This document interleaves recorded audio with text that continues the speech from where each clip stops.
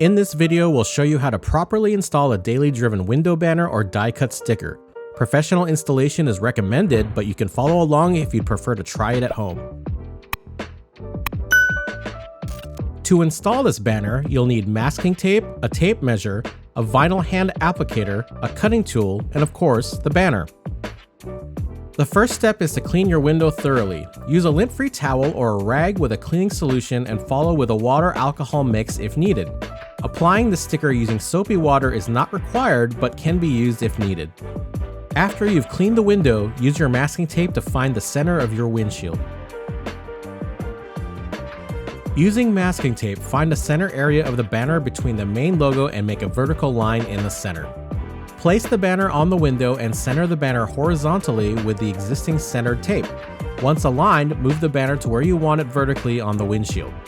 Mask down the corners of the banner to ensure it doesn't move and measure the sides for equal length.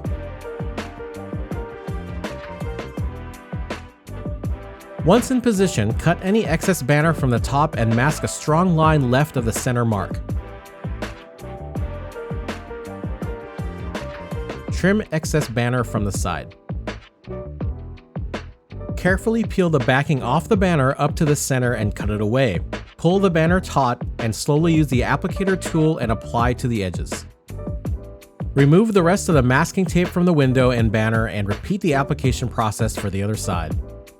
Using the applicator tool, pull the banner tight and ensure the material is smooth and free of air pockets and bubbles.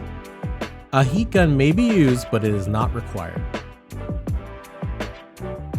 Using your cutting tool, slowly and carefully trim the banner. Trimming will depend on the type of window seals you have and if you want to tuck it under the seal or trim to the edge. Continue trimming and use the applicator tool to push into place. This process can be used for all DailyDriven banners and stickers. Thank you for shopping at DailyDriven.com.